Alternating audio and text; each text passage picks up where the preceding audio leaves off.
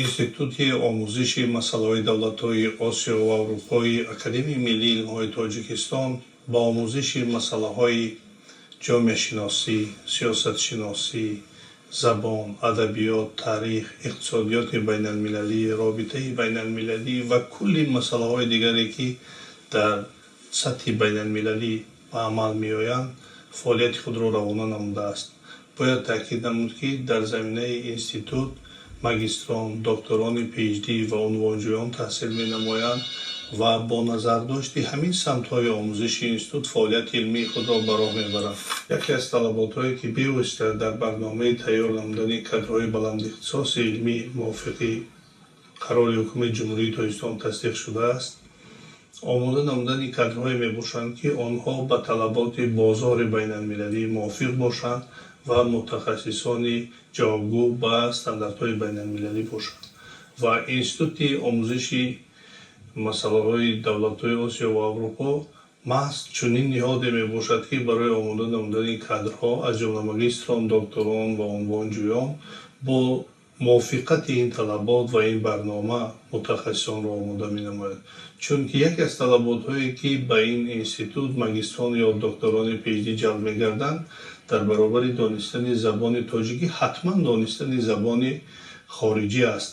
Чунки дар ин институт забонҳои англисӣ, фаронсавӣ, арабӣ, хитоӣ ва дигар анвои забонҳое, ки имрӯз вобаста ба таҳқиқоти шуъбаҳои алоҳида равона шудааст, омӯхта мешаванд ва донандагони ин забон метавонанд аз дастовардҳои илмии давлатҳои хориҷа истифода баранд, дар заминаи онҳо таҳқиқоти илмии худро дуруст ба роҳ монанд ва таҷрибаи пешқадами давлатҳоро омӯхта барои Тоҷикистон рушди иқтисодиёт, рушди муносибатҳои байналмилалӣ, рушди қонунгузорӣ ва сиёсат навгониҳои илмии худро пешниҳод намоянд. Бояд таъкид намуд, ки дар баробари донишгоҳҳое, ки имрӯз ба тайёр намудани мутахассисони сатҳи байналмилал омодаанд, аз ҷумла дар равияи муносибатҳои дипломатӣ, як қатор хусусиятҳои хоси Институти Осиё ва Аврупо дар ҷомеаи тоҷикистонӣ ва сатҳи байналмилалӣ ҷой дорад, ки мутахассисоне, ки дар ин ҷо омода мешаванд, онҳо ба бозори меҳнат бештар ҷалб карда мешаванд. Бинед, дар айни ҳол Институти Осиё ва Аврупо бо кулли давлатҳои Осиё, Аврупо ва Амрико созишномаҳои байнидавлатӣ ё байнимуассисавиро доро мебошад ва дар асоси он мутахассисони ин институт ба сафарҳои хориҷӣ фиристода мешаванд. Барои таҷрибаомӯзӣ ба он давлатҳо равона мегарданд.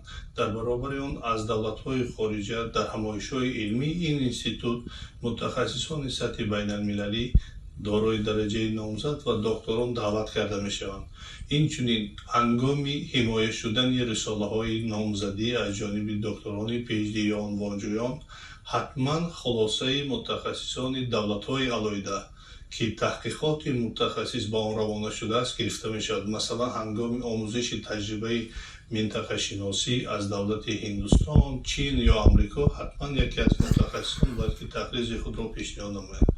Дар баробари он институт дар асоси лоиҳаҳои мушаххас фаъолияти худро ба роҳ мемонад, ки онҳо дар баробари маблағгузорӣ шудан аз бюҷети давлатӣ аз ҷониби грантҳои байналмилалӣ низ сармоягузорӣ мешаванд ва ин грантҳо боиси он мегарданд, ки ҳар касе, ки дар институт ба таҳқиқоти илмӣ машғул аст, дар заминаи он грантҳо ба сафарҳои хориҷӣ фиристода мешавад.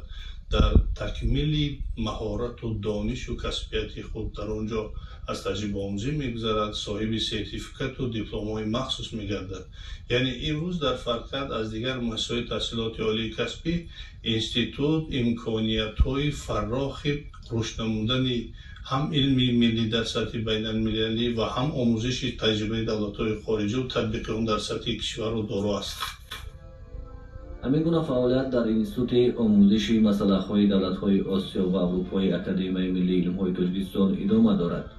Чун фаъолияти назарраси олимон бештар дар кишварҳои хориҷӣ сурат мегирад, дар ин бахш раёсати Академияи Миллии Илмҳои Тоҷикистон тамоми имкониятро барои назаррас будани фаъолияти олимон фароҳам меорад.